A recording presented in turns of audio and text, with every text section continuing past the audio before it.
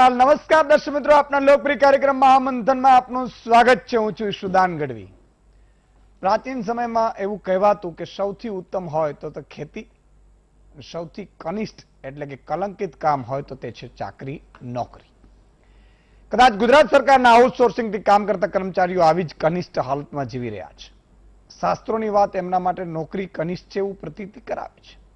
Outsourcing company બારોબાર રૂપિયા ચાઉ કરી જાય છે અને તેના મારફતે કામ કરતા કર્મચારીઓને ભાગે જાણે કોઈ ઉપકાર કરતું હોય એવી રકમ આવે છે। પગાર કહેવાય છે કંઈક અને અપાય છે કંઈક। એક સરકારી કર્મચારીને મળતું પીએફ અને આઉટસોર્સિંગ મારફતે કામ કરતા કર્મચારીઓના પીએફમાં જમીન આસમાનનો તફાવત પણ છે। સવાલ એ છે કે સરકારને બધી જાણ છે, પરંતુ આ કૌભાંડ રોકાતું નથી। આખરે આવું કેમ? આ જ સવાલનો જવાબ મેળવવાનો પ્રયાસ ઘણી વખતની મહામંત્રની ડિબેટમાં કરીશ।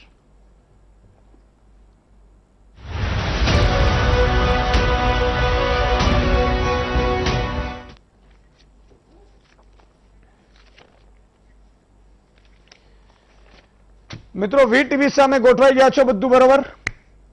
વાહ! ગુજરાત અને હિન્દુસ્તાન મા ભારતીના તમામ લોકો આપણે ધીરે ધીરે એવું પ્રયાસ કરીએ છીએ કે કંઈક સારું કરતા જઈએ। આઉટસોર્સિંગમાં મેં કહ્યું કે ઘણા બધા મહામંથનો કર્યા, પણ પેટનું પાણી કોઈનું હલતું નથી। મેં સાંભળ્યું છે કે આ એજન્સીઓના ટેન્ડરો ઘણાના પૂરા થાય છે અને એ ટેન્ડરો પૂરા થઈ રહ્યા છે ત્યારે મને પોતાને એમ થાય કે ખરેખર ફરીથી કદાચ મહામંથન કરું, કોઈના હૃદય કકડી ઉઠે, ઉકળી ઉઠે અને કોઈ જનતાનું ભલું થઈ જાય। સાહેબ, અંદાજે 8 થી 9 લાખ કર્મચારીઓ છે ને એના 5 લોકો પરિવારમાં ગણીએ તો 40 થી 50 લાખ લોકોના ચહેરા ઉપર સ્મિત આવે, અને ત્યારે આવે જો એને મળતો પગાર એ પૂરેપૂરો એના ખાતામાં જમા થાય, એને સ્પેશિયલ એલાઉન્સ મળે, એને લીવ રજાના જે પગાર છે જે સરકાર આપે છે એ તમામ એના હક અને અધિકાર એનો મળે, તો સાહેબ તે દિવસે આ ગુજરાતની સરકારને અભિનંદન કરતું મહામંથનનું જાહેરમાં કરીશ। અમારું વચન છે। તમને એ પણ વચન આપ્યું તો મેં કે હું એક નહીં, આ બૂચ મારાઓ જે પણ કટકીબાજો છે એ જો સીધા નહીં થાય તો એક નહીં બીજા 5 મહામંથનો કરવા પડશે કરીશ। આ મને લાગે છે કે 5મો છે હમણાં। મિત્રો, પીડા ક્યારે થાય? હું એનો તમને એક દાખલો આપું છું। એક માં નર્સ, એની 4-5 મહિનાની દીકરી હોય, 2-4 વર્ષનો દીકરો હોય, અને એ પરિવાર પતિ હોય, એના સાસુ સસરા હોય, 6-7 જણાનો પરિવાર હોય। એ રોજ સવારમાં નોકરીએ બેન જાતા હોય અને બેન નોકરીએથી પાછા આવે અને એમના પગાર જે 20 થી 22 હજાર રૂપિયો આમ સરકાર આપતી હોય એના નામે, અને એના ખાતામાં 12-13 હજાર રૂપિયો પડતો હોય, અને એમાં એ ઘર ચલાવતી હોય। એ વિચાર કરતી હોય કે મારા દીકરાની ફી કઈ રીતે ભરીશ, એ વિચાર કરતી હોય કે નવી જે બાળકી છે એને દૂધ હું કઈ રીતે પીવડાવીશ। અને સાહેબ, એ ધીરે ધીરે 12,000માં ઘાલવું મુશ્કેલ હોય, કારણ કે મકાનનો ભાડો હોય। અને આ હું વાત કરી રહ્યો છું હિન્દુસ્તાનના નાગરિકના, કોઈ પાકિસ્તાનના, ચીનના, બાંગ્લાદેશના નથી હો। હું એટલા માટે કહું છું તમને કે તમે દેશપ્રેમની બહુ મોટી વાતો કરો છો, બહુ બધા હરક પદુડા થઈ જઈએ છે દેશપ્રેમની નામે। આ મારા જે 10 લાખ કર્મચારીઓ આઉટસોર્સિંગના આપડા છે એ આપડા નથી, બહારથી આવેલા જ દેખાડો ત્યાં દેશપ્રેમ। તમારો દેશપ્રેમ તો બહુ છલકાય છે, રાષ્ટ્રપ્રેમ ને રાષ્ટ્ર વિરોધી। અહીંયા શું છે? અને ઈ બેન સાહેબ 12,000 રૂપિયાના ખાતામાં પડતા હોય એટલે માંડ કરીને વિચાર કરે કે 1/2 લીટર દૂધ લઈશ, એટલે એના બાળકને દૂધ એ પૂરું ન પાડી શકે। એને એ 1000-1500 રૂપિયા કે 900 રૂપિયા બચાવવાની એ બેન કોશિશ કરતી હોય કે જેના કારણે એના બાળકનું આગામી સમયમાં જે સ્કૂલમાં બેસાડવાનું હોય એની ફી ભરી શકાય. હજી એનાથી આગળ વાત કરું છું. એના સસરા-સસરાની, સાસુ-સસરાની જો દવા હોય તો એ દવા પણ પ્રયાસ કરે કે હું એ મારા સાસુ-સસરાની કઈ રીતે દવા લઈશ. અને છેલ્લે જયારે 25, 26 કે 27 તારીખ આવે ને સાહેબ, ત્યારે એના ખાતામાં 700, 1000 કે 1200 રૂપિયા હોય. અને ન કરે કુદરત અને કોઈ તકલીફ મોટી આવે ને તો એ બેન એના ખાતામાંથી આપી, બેન હોય કે ભાઈ હોય, એના ખાતામાંથી આપીને સમય કાઢી નહીં શકે, કોકની પાસે હાથ લંબાવવો પડશે. અને એનાથી મોટી વાત કે જો માની લો કે એમ કહે કે મને 12,000 જ મળે છે અને કંપનીની સામે પડે તો કંપનીને નોકરીમાંથી સંપૂર્ણ કાઢી મૂકે કોન્ટ્રાક્ટની.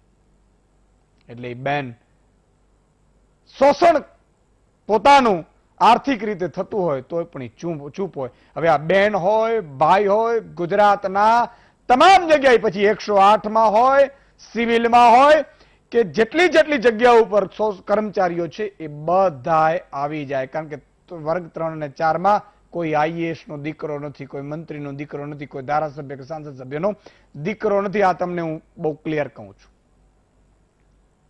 સરકારી સ્કૂલો શું કામ સારી નથી થતી? કારણ કે એના દીકરાઓ પોતાના યુકે લંડનમાં ભણતા હોય. એને ક્યાં, એને તો જેટલું ખાનગી થાય એમાં રસ હોય.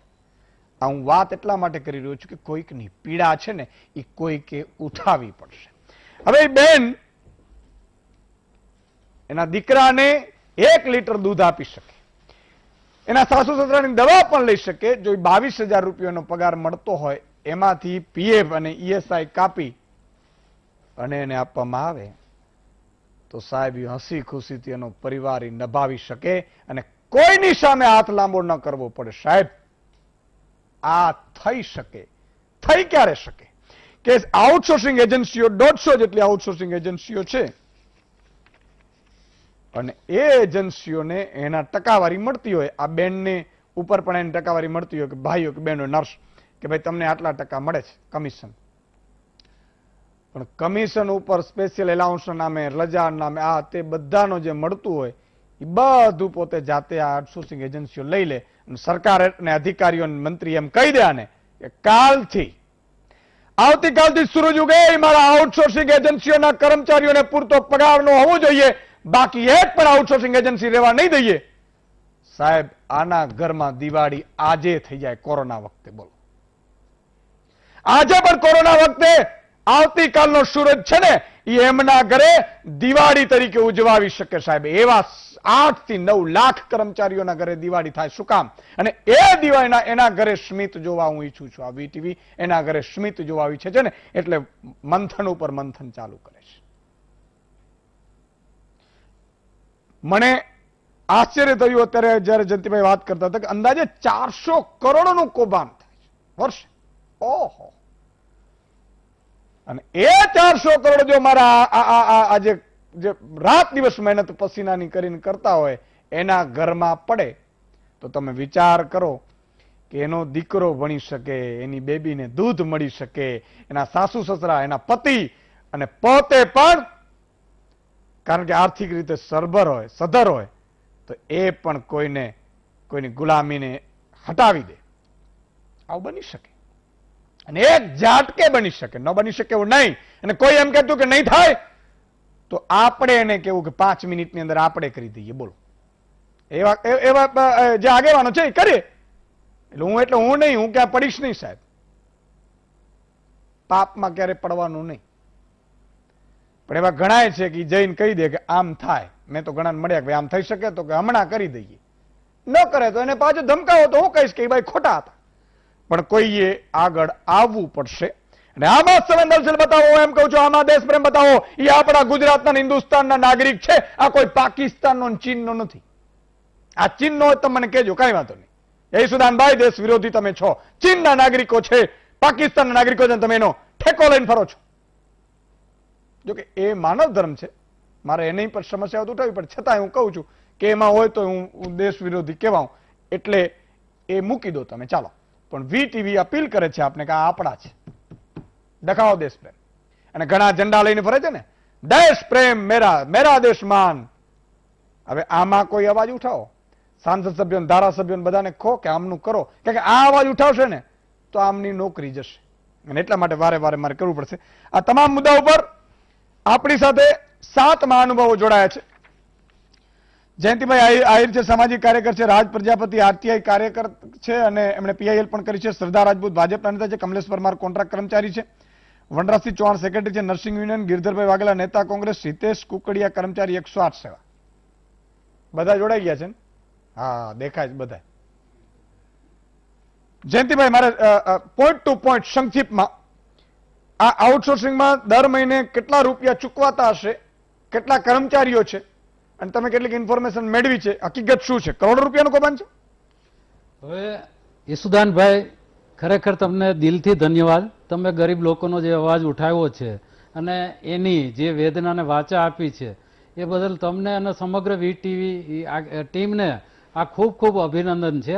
અને આપણા પૂર્વજો કહેતા હતા કે જે ગરીબના આંસુ લૂછે એનો ઈશ્વર એની ઉપર કૃપા કરતો હોય છે અને એ અનંત હાથવાળો ક્યાંક ને ક્યાંક તમને એવી રીતે ખુશ રાખશે, તમારી આવનાર પેઢીને રાખશે.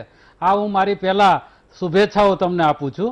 હવે તમે જે પ્રશ્ન કર્યો કે આ ગુજરાતમાં આઉટસોર્સના કેટલા કર્મચારીઓ હશે, તમે મ્યુનિસિપાલિટી અમદાવાદથી લઈ સાહેબ, તમે નાના નગરપાલિકા, તાલુકા પંચાયત, જિલ્લા પંચાયત, રેવન્યુ, પીડબ્લ્યુડી, વન વિભાગ, કૃષિ વિભાગ, આરોગ્ય વિભાગ, તમે આ બધા વિભાગોની સાથે ગુજરાતમાં કેન્દ્ર સરકારની ઓફિસો, આ બધાની ગણતરી કરો તો આઉટસોર્સમાં અત્યારે ઓછામાં ઓછા 7 થી 8 લાખ કર્મચારીઓ કામ કરે છે.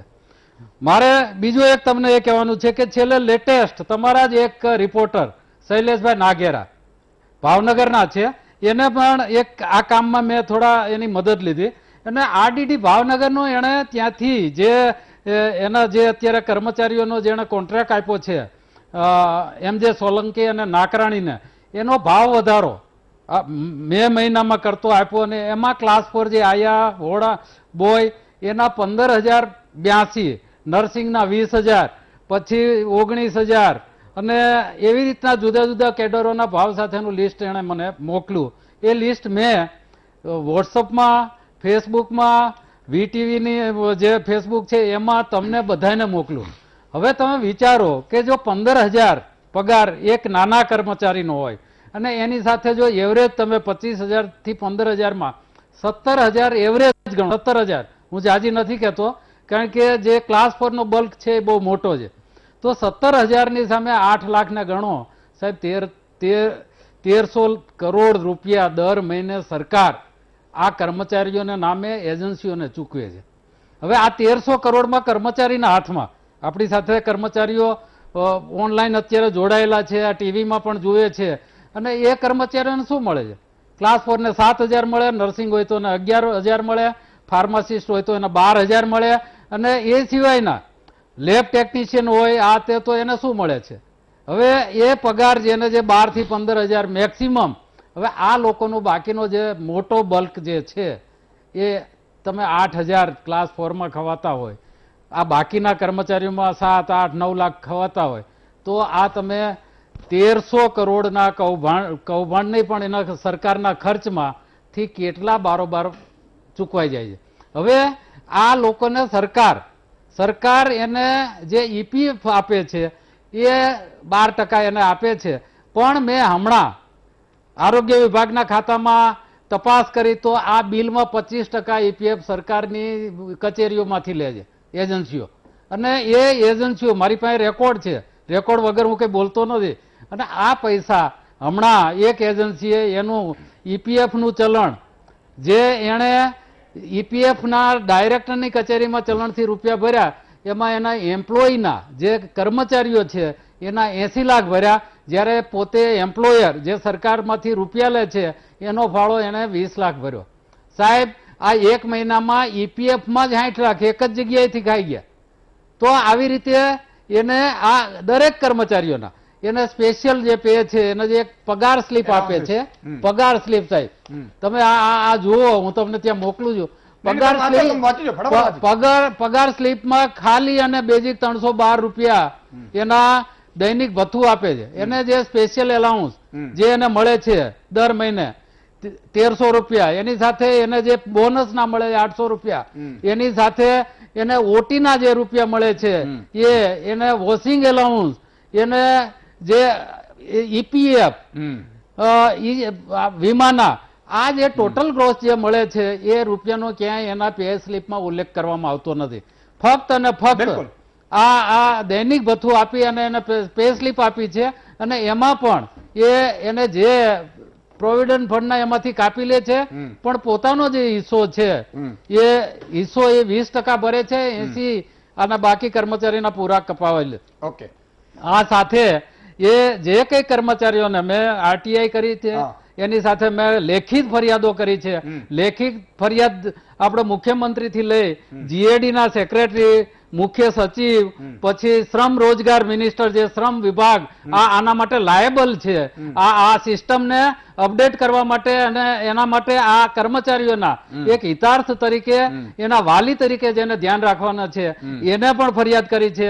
મેં વિજિલન્સ કમિશનરને પણ ફરિયાદ કરી છે, એસીબીને કરી છે, આરોગ્ય સેક્રેટરીને કરી છે અને એમાં લખ્યું છે કે તમે લેબર લોઝના જે 1970 અને 72 ના કાયદા છે એક પ્રમાણે આ દરેક કર્મચારીને જે મળવા પાત્ર સ્પેશિયલ ભથ્થાઓ સાથે એને એની પગાર સ્લીપ તમારે ફરજિયાત આપવાની થાય છે. બીજું, આ કર્મચારીને એને કોન્ટ્રાક્ટર ગમે ત્યારે કાઢી ના મૂકે, એની ખોટી રીતે હેરાન ના કરે, એના માટે સરકારે જે એક નિયમ બનાવ્યો છે અને એ નિયમ મુજબ એને લેબર લાયસન્સ ફરજિયાત કર્મચારીઓના નામ સાથે લેવું પડે અને એ કર્મચારીને જો બદલવો પડે તો એને જે તે સંસ્થાના વડાની મંજૂરી સાથે લેબર લાયસન્સમાં કરી ના કરવાનું થાય. તો આવા એની સાથે એક નોટિસ, પગારમાં શું મળે છે શું નથી મળતું એ નોટિસ બોર્ડ ઉપર દરેક કર્મચારીને જાણ થાય એવી રીતે ત્યાં મૂકવાનું થાય છે. પણ આ લોકો કઈ કરતા નથી. બિલકુલ કરતા નથી અને ટેન્ડરો પણ એની રીતે ભરતા હોય એવા ટેન્ડર પણ સાહેબ એમાં એવી બધી જોગવાઈ છે કે 70 કરોડનું વર્ષનું ટર્ન ઓવર હોવું જોઈએ, 5 કરોડ ઈપીએફ હોવો જોઈએ. એટલે આ 2-5 બીજા કોઈની આમાં આવવાની શક્યતા જ નથી. ઓકે, રાજ પ્રજાપતિ છે, આરટીઆઈ કાર્યકર્તા પણ છે આપણી સાથે. રાજભાઈ, તમે પીઆઈએલ સુધી પહોંચ્યા છો, આખી મેટરમાં શું થયું છે, ક્યાં પહોંચ્યું છે, કઈ રીતની તમારી માંગ હતી? ઈશુદાનભાઈ, હું ખૂબ આભાર માનું છું આપનો અને ખાસ તો વીટીવીનો કે છેલ્લા 19 વર્ષથી ગુજરાત રાજ્યમાં 2002 થી આ આઉટસોર્સિંગની જે પ્રક્રિયા કે રાજ્ય સેવાઓની અંદર જે કામગીરી સોંપવામાં આવે છે એ સંપૂર્ણપણે ગેરબંધારણીય એટલા માટે છે કે જે કંઈ કર્મચારીઓ છે આ તમામ કર્મચારીઓ ભારતના બંધારણ પ્રમાણે સમાનતાનો અધિકાર ધરાવે છે. હવે ચોથા વર્ગના કર્મચારીઓ માટેની જે આખી આ વ્યવસ્થા ઊભી કરવામાં આવી તો એને સમાન જ્યારે બીજા સરકારી વિભાગોમાં અને એ જ વિભાગોમાં એની જ લાયકાત ધરાવતા જે લોકો કામ કરે છે એને 100% પગાર આપવામાં આવે છે, જ્યારે આઉટસોર્સિંગમાં જે લોકો છે એને ઘણો બધો ઓછો કે અડધાથી પણ ઓછો પગાર આપવામાં આવે છે.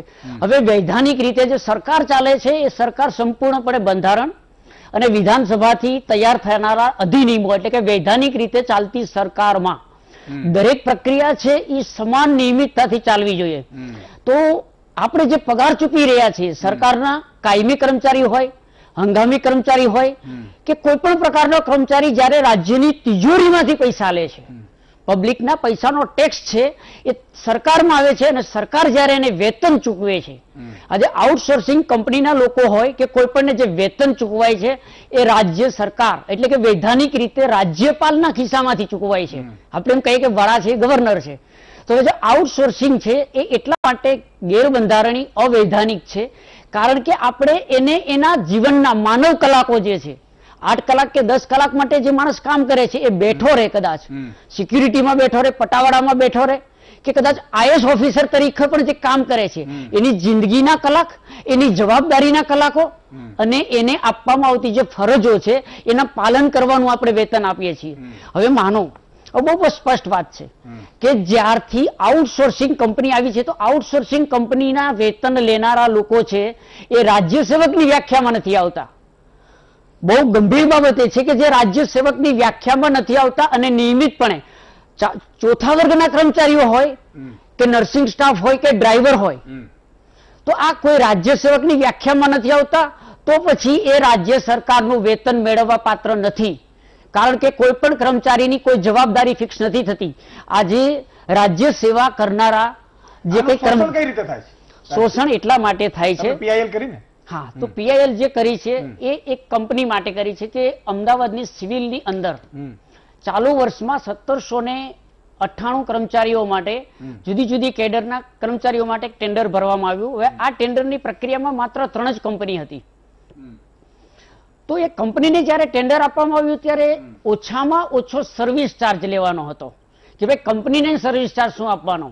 તો જે ઓછામાં ઓછો સર્વિસ ચાર્જ હતો એ રાજદીપ એન્ટરપ્રાઇઝ કંપનીને આપવામાં આવ્યો. એટલે એ ટેન્ડર ભરાયા પછી પ્રક્રિયા ટેન્ડરની પૂરી થઈ ગઈ છે, એને વર્ક ઓર્ડર આપવામાં આવ્યો છે. પછી મંત્રીશ્રી અને સચિવો દ્વારા, નાયબ સચિવો દ્વારા એવી નોટ તૈયાર કરવામાં આવી કે આ કંપનીને 10% સર્વિસ ચાર્જ આપવો. હવે જ્યારે ટેન્ડર પ્રક્રિયા પૂર્ણ થઈ ચૂકી છે, ટેન્ડર નક્કી થઈ ચૂકી છે અને ઓછામાં ઓછો સર્વિસ ચાર્જ હતો, એની સાથે માનો કે એમજે સોલંકી, ડીજી નાકરાણી કરીને આ 3 કંપનીઓએ આવડું મોટું ટેન્ડર ભર્યું હતું. તો ઓછામાં ઓછા ભાવ ભરવા બદલ એટલા માટે તો એને ટેન્ડર આપ્યું હતું. તો ટેન્ડર પાછળથી એને સુધારો કર્યો, જે ખાનગી નોંધથી કરવામાં આવ્યો, જેની 3 વર્ષની સરેરાશ રકમ 6 કરોડ રૂપિયા થાય છે. અને એ નાયબ મુખ્યમંત્રી, આરોગ્ય મંત્રી એવા જે તમામ પોર્ટફોલિયો લઈને બેઠા છે એવા મંત્રી શ્રી નીતિનભાઈ પટેલે પોતાની નોંધ કરી છે કે આ કંપનીને 10% સર્વિસ ચાર્જ આપીને આ ટેન્ડર આપવું. બીજું કે આ આખું ટેન્ડર અંગ્રેજીમાં એવી રીતે તૈયાર કરવામાં આવ્યું છે કે કોઈ પણ કર્મચારીની જવાબદારી ફિક્સ નથી થતી. માનો કે નર્સિંગના જે કર્મચારીઓ છે એ લાયકાત વાળા છે પણ એની જવાબદારી નથી. માનો કે આજે કોરોના કોવિડની આખી 1200 બેડની હોસ્પિટલ જે નર્સિંગમાં ચલાવે છે કે સફાઈ કામદારો જેનું મેનેજમેન્ટ કરી રહ્યા છે, અત્યારે ત્યાં સફાઈ કરી રહ્યા છે, એની બેદરકારી માટે થઈને કોને જવાબદારી? મેં જ્યારે પીઆઈએલ કરી એના 6 મહિના પહેલા એની પ્રક્રિયા શરૂ કરી, અરજીઓ આપી, આપણા અગ્ર સચિવ શ્રી જયંતિ રવિ મેડમ સાથે 2 વખત બહુ વ્યવસ્થિત રીતે વાતચીત કરી, ટેકનિકલ કાગળિયા આપ્યા. બીજું કે મહેકમ, આરોગ્ય વિભાગના મહેકમની બાબતો સંભાળતા અને વૈધાનિક બાબતો, ટેન્ડરની બાબતો સંભાળતા બંને સચિવો, જે નાયબ સચિવો છે, એને પણ રજૂઆત કરી. મંત્રીશ્રી સમક્ષ મંત્રીશ્રી નીતિનભાઈને મેં આ કાગળ આપ્યો કે ભાઈ હાઈકોર્ટની અંદર બી એક મેન્શન થયું છે કે રાજદીપ આઉટસોર્સિંગ જે કંપની છે એને વાડીલાલ હોસ્પિટલના એના કર્મચારીઓએ ફ્રોડ કર્યો છે, રોકડ રકમની ખોટી રસીદો દર્દીઓ પાસેથી લીધી છે, એની એફઆઈઆર થઈ છે. એ બીજી કંપની દ્વારા હાઈકોર્ટની બીજી 2 સ્પેશિયલ એપ્લિકેશનમાં મેન્શન કર્યું છે. એટલે આ કંપનીને તમે ટેન્ડર જે આપ્યું છે એ કદાચ આપવું જરૂરી હોય તો પણ એને જે મેન્શન કર્યું છે કોર્ટમાં, એની સામે પ્રક્રિયા પેન્ડિંગ પડી છે, સુનાવણી ચાલુ છે, એ દરમિયાન ન આપવું જોઈએ. બીજું કે પાછળથી જે તમે રકમ વધારી આપો છો એ વૈધાનિક રીતે અવૈધાનિક છે, જે કેબિનેટમાં કે કોઈ રીતે પ્રક્રિયા કરવી નથી, તમે ખાનગી નોંધ કરીને આપી છે. તો કર્મચારીઓના હિતમાં, નિયમોના હિતમાં થઈ અને આ કંપનીઓ વિશે ફરીવાર રીટ્રેન્ડિંગ ન કરો તો પણ એ આખી પ્રક્રિયા સારી રીતે કરો. એ પછી જે MM પ્રભાકર અત્યારે જે પછી અત્યારે ફરીવાર મેનેજમેન્ટમાં આવ્યા છે, તો એમના નામની નોટિસ છે. ગુણવંતભાઈ રાઠોડ જે રેગ્યુલર હતા, જે એમને હટાવવામાં આવ્યા છે, એમના નામની નોટિસ છે. બંને નાયબ સચિવોની છે, મંત્રીશ્રીની છે. આ બધું કર્યા પછી આપણે કોર્ટમાં ગયા છે, પરંતુ કોર્ટની અંદર હાલ આ પેન્ડિંગ છે. એટલે ઘણી બાબતો મારા ન કરી શકે, એ તમારી વાત એકદમ સાચી છે. આ દરેકમાં વનરાજસિંહ ચૌહાણ છે. વનરાજભાઈ, શું છે આખી મેટર? તમને શું તકલીફ પડી રહી છે ભાઈ? તકલીફમાં તો જ્યારે વાત કરીએ સાહેબ, હા, તો એકચ્યુઅલમાં ટેન્ડરમાં જે ભાવ નક્કી કરેલો હોય એ 22,000 થી 23,000 અને હમણાં નવો ભાવ આવ્યો છે 24,000 નર્સિંગનો છે. અચ્છા, એક મિનિટ, હું દર્શક મિત્રો આપને સૌને કહું છું કે આ જયારે હું આઉટસોર્સિંગ વાત કરું છું ત્યારે તમામ એજન્સીઓ આવી જાય છે, તમામ કર્મચારીઓ આવી જાય છે. પછી એ જીવીકે ના હોય, નર્સિંગ ના હોય, સફાઈ જેટલા પણ કર્મચારીઓ હોય એ બધા આવી જાય છે. બધાનો અવાજ છે. જી, હવે તમે અલગ અલગ એજન્સીની વાત કરું તો રાજદીપનો જે ભાવપત્રક છે 21,364 છે, એમજે સોલંકીની વાત કરું તો 22,336 છે, ડીજે નકરાની વાત કરું તો 22,883 છે. બંને ડીજે નકરાણી એમજે સોલંકી બંનેની ઓફિસ એક જ છે, તો બી ભાવમાં થોડો ડિફરન્સ આવી રહ્યો છે.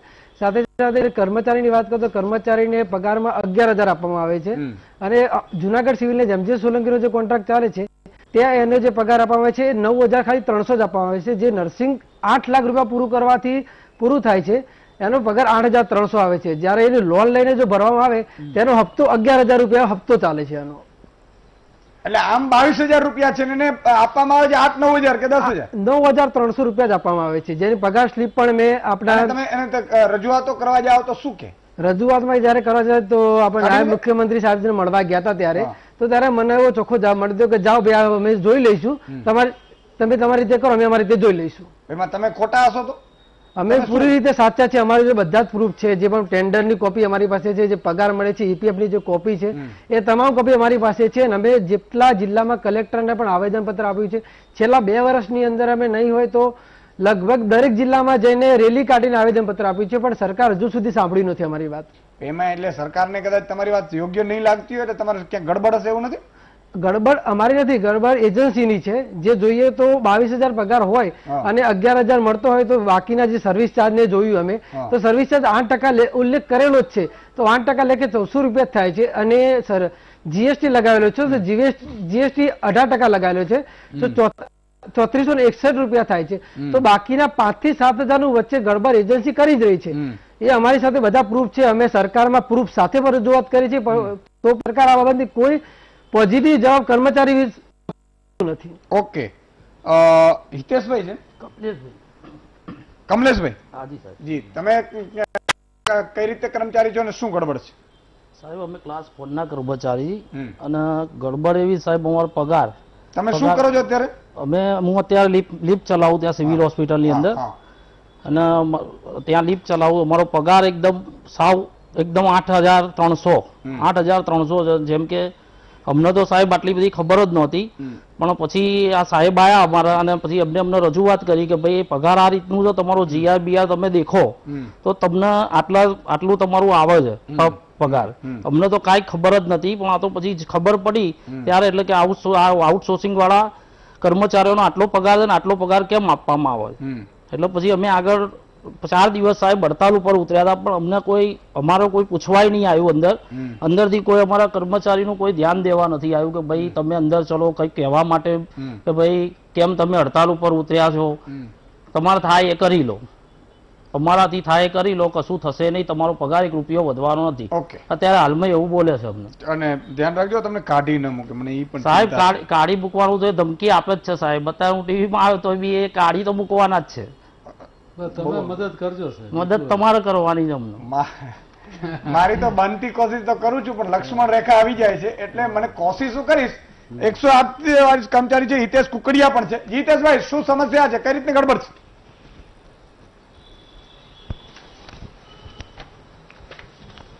હા, નમસ્કાર સર. નમસ્કાર. વીટીવીનો હું આભાર માનું છું કે જે અમારા 108 ના કર્મચારીને બોલવાનો મહામંથનમાં મોકો આપ્યો. સાહેબ, જીવીકે અમારા 108 ગુજરાતમાં 2007 થી શરૂ થઈ, ત્યારે ગવર્મેન્ટના હાથમાં સંચાલન હતું પહેલા. પછી જયારે 2009 ની જીવીકે અમારા નામની કંપની આવી, એ લોકોએ પછી કોન્ટ્રાક્ટ પ્રથા ચાલુ કરી. એની અંદર અત્યારે કર્મચારી પાસે 12 કલાકની નોકરી લેવામાં આવે છે, અને અમારી 2017માં અમે આ શોષણ સામે વિરોધ કર્યો કે અમને 12 કલાકની જગ્યાએ 8 કલાકની નોકરી આપવામાં આવે. તો એ લોકોએ 2017 ની અંદર 100 થી વધારે કર્મચારીને સસ્પેન્ડ કરી નાખ્યા, અને 54 કર્મચારીનો અત્યારે અમારે હાઈકોર્ટમાં ન્યાયાલયમાં કેસ ચાલે છે. પણ તે પહેલા અમે સાહેબ બધે રજૂઆત કરેલી છે. ગુજરાત આરોગ્ય કમિશનર જયંતિ રવિ મેડમ, તેમજ આપણા મુખ્યમંત્રી, શ્રમ આયુક્ત, લેબર કમિશનર, તમામ જગ્યાએ અમે રજૂઆત કરી. તો આનો કોઈ અમને પગારમાં શું આપવામાં આવતું હતું, શું તકલીફ પડતી? એમ અમારે સાહેબ માંગણીઓમાં તો સૌપ્રથમ 12 કલાકની જગ્યાએ માંગણીઓમાં સાહેબ 12 કલાકની જગ્યાએ 8 કલાક નોકરી આપવામાં આવે. બીજું, તેમજ તેમજ દરેક લોકેશને વોશરૂમની એવી બધી વ્યવસ્થા આપવામાં આવે, કારણ કે આમાં લેડીઝ બી નોકરી કરતા હોય છે, તો આવી બધી તકલીફો હતી. પણ એ પહેલા ઘણી એવી બી તકલીફો હતી. ના ના સાહેબ, પગાર તો અમારો અત્યારે 1000 જ પગાર આપે છે, પગારમાં તો કઈ લેવાનું છે જ નહીં. બરોબર, એમ નહીં, એટલે સરકાર એને કેટલું આપે છે? તમારી પાસે કોઈ ઇન્ફોર્મેશન આરટીઆઈ થ્રુ કે મળી છે?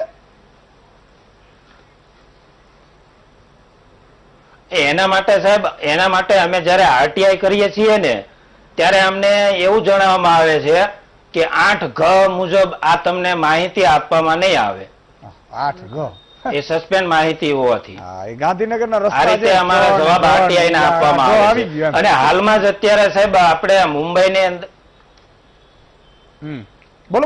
હા, અને હાલમાં જ આપણે સાહેબ મુંબઈ એરપોર્ટની અંદર જીવીકે કંપની 705 કરોડનું આપણે હાલમાં તે મુંબઈ એરપોર્ટની અંદર જીવીકે કંપનીનો કોન્ટ્રાક્ટ હતો, તો 705 કરોડનું કૌભાંડ કરેલું છે, તેનો મુદ્દો બી બહાર આવેલો છે. અને અત્યારે સીબીઆઈ જાંચની માંગ થઈ રહી છે એની. બિલકુલ. અને આ સાહેબ લડત અમે 2017 થી આપી હતી. દરેક જિલ્લામાં, અત્યારે ગુજરાતના 5 જિલ્લામાં આ લોકોએ એસમાં કેસ કરેલા છે. એમાં 1972 નો એક્ટ મુજબ એસમાં કેસ લગાડેલા છે. તો અમારે મહેસાણાની અંદર લગભગ 59 કર્મચારી હતા, તો એ લોકો નિર્દોષ છૂટી ગયા છે. ત્યાંથી ફેસલો કોર્ટનો આવી ગયો છે કે તમને એસમાં કેસ લાગતો નથી. તો અમને એસમાં કેસ સર લાગતો નથી, તો જીવીકે કંપની અથવા સરકારે અમારા ઉપર આ કેસ કર્યા કેમ? બિલકુલ, અમારો એ જવાબ છે. અને સાહેબ આપણે માની લ્યો સાહેબ 2017 માં ગુજરાતની અંદર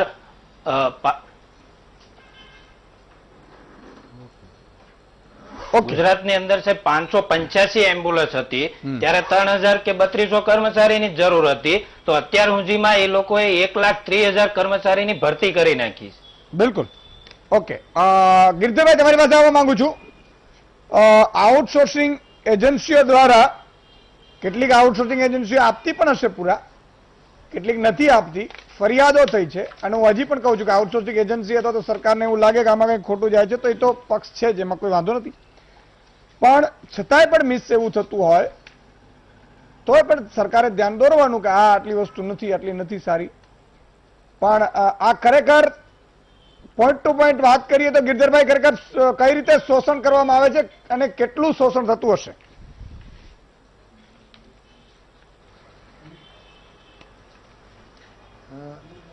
ઈશુભાઈ, મારો અવાજ આવે છે? બિલકુલ આવે છે. આપનો મારો અવાજ આવે છે ઈશુભાઈ? બિલકુલ આવે, ચાલુ કરી દો. મારો અવાજ આવે છે? બિલકુલ આવે છે. મારો ઈશુભાઈ, હું તમને એક વાત કરું. આખા શોષણના મૂળમાં એક કાયદાનો સંપૂર્ણપણે ભંગ કરવામાં આવે છે. જે લઘુત્તમ વેતન ધારો છે એ કાયદાની જોગવાઈ હેઠળ કર્મચારીનો જે પગાર આપવાનો છે એ બેંકમાં ચેક મારફત આપવાનો છે, આવો કાયદો છે. આ કાયદો 1961 બનેલો કાયદો છે, એના 1972 બનેલા નિયમો છે. 48 નો કાયદો અને 61 ના નિયમ. આ નિયમ હેઠળ કોઈ પણ કોન્ટ્રાક્ટરને હક નથી મળતો કે એ પગાર રોકડો ચૂકવે. ચેકથી જે ચૂકવવાનો પગાર છે એ ચેકથી ન ચૂકવવા માટે ગુજરાતની જે સરકાર છે, સરકારના મંત્રીઓ છે, એ આ કોન્ટ્રાક્ટર એજન્સીના ભાગીદારો છે. અને જ્યારે કોન્ટ્રાક્ટર એજન્સીના ભાગીદારો છે ત્યારે મંત્રી અને કોન્ટ્રાક્ટરો ભેગા મળી અને આ ગુજરાતના કર્મચારીઓનું શોષણ કરે છે. પગાર ચૂકવવાની આખી વ્યવસ્થા, માનો કે બેંકમાં પગાર ચૂકવે તો તમામે તમામ પ્રશ્નો સોલ્વ થઈ જાય એમ છે, તમામ પ્રશ્નોનું નિરાકરણ થઈ જાય એમ છે. પણ સરકારની અને આ કોન્ટ્રાક્ટરોની મિલીભગતના કારણે આ પરિસ્થિતિ થાય છે. ઘણા લોકોનો બેંકમાં પણ ચૂકવાય છે. તો જે નિયમ 11(1) છે બેંકમાં પગાર અપાય છે, આપવી પડે. જી બેંકમાં પણ પગાર પડે છે. ના નથી અપાતો. જો બેંકમાં અપાય તો બધા પ્રશ્ન સોલ્વ થઈ જાય. કર્મચારીઓ પોતે એવું કે છે કે બેંકમાં પડે છે, બેંકમાં પગાર નથી મળતો. પણ એ પૂરતો નથી મળતો. આમાં સમજો કે એને પે સ્લીપ બનાવ્યો, એમાં સ્પેશિયલ એલાઉન્સીસ આ તે બીજા જે સરકાર આપતી હોય એ કાઢી નાખે. 329 હોય ને બેઝિક તો એ બેઝિક ના નામે આપી દે, પડે છે બેંકમાં. એટલે કોંગ્રેસે ખબર નહીં અકાઉન્ટ ખુલી ગયા છે, વાંધો નહીં એમનો. જી ઈસુભાઈ નથી ઈસુભાઈ હું હવે એ ઈસુભાઈ મુદ્દામાંથી આપે છે એ આ કર્મચારીઓ કે છે, એટલે મારે માનવું કે બેંકમાં નથી આપતા. અરે પણ કર્મચારીઓ સાચું કે આપે છે. હવે આગળ વધીએ. બેંકમાં પૈસા આવે છે. ગિરધરભાઈ આપે છે. હલો ઈસુભાઈ હું એમ કઉ છું નથી આપતા. હું સવારે સ્લીપો લઈને તમારી પાસે લેટર લઈને આવું. ના ના એવું નથી એટલે ગિરધરભાઈ, એમાં mistake છે. બેંકમાં રોકડા કોઈને વાત નથી. કરો છો. બેંકમાં આપતા હોય પોસિબલ ઈસુભાઈ બહુ સહેલો ઈસુભાઈ બહુ સહેલો રસ્તો છે, બહુ સહેલો રસ્તો છે. બેંકની સીટ કાઢી અને કેટલા ઓછા હોય પણ કેટલા પૂરા હોય ખબર પડી જશે આપણાને. એ ખરું. સ્લીપમાં જ પૈસા બેંકમાં જ અપાય છે, ઠીક. એકાઉન્ટમાં જ. ઈ બરાબર છે. આપણા સાવ સહેલું છે. જો બેંકમાં આપતા હોય તો બેંકની સ્લીપ લઈ આવે, બેંકનો પત્રક લઈ આવે અને કેટલા ઓછા એ પાસે ખબર પડી જશે. હા, એ બરોબર છે. ઓકે, તો હવે એટલે પત્રક લઈ આવો. તો ઈસુભાઈ મારે બીજી વાત કરવી છે મારે. આ તો પૂરી કરી દો. ગુજરાત કોંગ્રેસ સમિતિના પ્રમુખ અમિતભાઈ ચાવડાએ આ 7 મુદ્દાનો એક પત્ર લખ્યો છે અને આ પત્રમાં આ વાત છે કે જે કર્મચારીને પગાર માનો કે રેકર્ડ મુજબ ઓછો મળ્યો છે તો એને સેટોપ આપે અને એ સેટોપ આપી અને જેટલો પગાર ઓછો આપ્યો છે એનું વળતર કર્મચારીને આપે. ઓકે, ઠીક છે. અને હાલો, ગુજરાત કોંગ્રેસ આ બીજી પૂરી થઈ ગઈ. સમિતિએ ઓફિશિયલ લડત ચાલુ કરી ઠીક છે છે. અને એ લડત તો શ્રદ્ધાબેન રાજપૂત પણ જોડાયા છે, ભાજપના નેતા આપણી સાથે. શ્રદ્ધાબેન, હવે પીડા એવી છે કે એક કર્મચારીની પીડા હોય કે બે હોય. જો એક મને એવા બેન એકવાર વાયા કોન્ટેક્ટ થયું કે દીવની ઘટના છે આ તો, એટલે હું પ્રફુલભાઈ જે દીવના એડમિનિસ્ટ્રેટર છે એમને વિનંતી કરું છું. ગુજરાતના છે એટલે અહીંયા થાય ને, દીવ કલેક્ટર તો અલગ છે. હવે બેનની વાત સાચી હોય ખબર ખોટી હોય એ તપાસનો વિષય છે, પરંતુ બેને એવું કીધું કે એનો ભાઈ મુંબઈથી આવેલો હશે, કોરોના પોઝિટિવ આવ્યો. આ બેન છે નર્સિંગ સ્ટાફથી, એટલે બેનને કહ્યું તમે હવે હોમ ક્વોરન્ટાઇન થઈ જાઓ. પછી બેનને કીધું તમને ટર્મિનેટ કરવામાં આવશે. એટલે આ પ્રફુલભાઈને વિનંતી કરું છું, ઉત્તર ગુજરાતના છે એટલે વાત થાય, જરાક ચેક કરાવડી લેજો. અને જો બેનને અન્યાય થતો હોય તો કલેક્ટર શ્રી પાસે તમે જવાબ માંગજો કે ટર્મિનેટ કેમ બેન થાય. વીટીવીને તો મેં કહ્યું જ છે, એ ઉઠાવશે. પણ એક મુદ્દો નથી, જ્યાં પણ અન્યાય થતો હોય ગુજરાતની જનતાને હું એમ કહું છું કે દેશ પ્રેમ ત્યાં બતાવજો. એ પછી ભાજપનો કાર્યકર્તા હોય કે કોંગ્રેસનો હોય. આ તો કાર્યકર્તા અન્યાયો પડી જાય. બોલો, ચીનનો મુદ્દો તો હોય ચીન હોય પાકિસ્તાન કરો ને આમાં પાકિસ્તાન. આ તમારા ભાઈ બહેનો જ છે બધા, જેના ખાતામાં પૂરતા પગારના પૈસા નથી પડતા. કરો ને. સોશિયલ મીડિયા ક્યાં જાય છે? ભાજપ કોંગ્રેસનો સોશિયલ મીડિયા. હું એમ કહું છું ચીનને, પાકિસ્તાનને, રાહુલ ગાંધીના આના તમે કટિંગ કરીને મૂકો છો, આના મૂકો ને. કોકની દુઆ મળશે, નહીં તો બદ દુઆ મળશે તમને. અને હું એમ કહું છું કે જો ક્લિયર કટ હોય તો કર્મચારીઓ કેમ ખોટા છે એની સામે તમે એને જવાબ બેસાડીને જવાબ રજૂ કરાવો. કહેવાનો ભાવ કે ક્યાંક ગડબડ ચાલી રહી છે અને ગડબડનું તપાસ કોણ કરશે? ત્યાં સીબીઆઈ ને તો બોલાવી નહીં શકીએ. સીબીઆઈ એમાં તપાસ કરવા આવે, આપણે જ કરવી પડે. અને હું માંગણી કરું છું વીટીવી અને આપ સૌને પણ કહું છું કે તમે બધા લેટર લખજો. સાંસદો ક્યાં ગયા છે? અને તમે સાંસદોને, ધારાસભ્યોને કઈ કહેતા નથી. આ લોકો તો પક્ષ પલટી જશે એટલે પછી ડીઝલના ભાવ બંધ થઈ જશે. પણ તમારે જનતાએ એને જગાડવા પડશે, કહેવું પડશે કે આ કેમ થઈ રહ્યું છે. અને માની લો કે જો હું માનું છું કે કર્મચારીઓ કામ નહીં કરતા હોય, આઉટસોર્સિંગ કરો, કોઈ વાંધો નથી, એ પોલિસી મેટર છે. આઉટસોર્સિંગથી ભરતી કરો એમાં કોઈ વાંધો ન હોઈ શકે. બધા એમ કહે છે કે અમને કાયમી કરો, એ ન કરી શકાય. હું માનું છું, પર્સનલી માનું છું. કારણ કે ગુજરાતની જનતાને આપણે બધા કામ નથી કરે, સરકારી નોકરીઓ કરે, ઘૂસે એટલે પછી ખાલી આપણી ફાંદો જ વધતી જાય.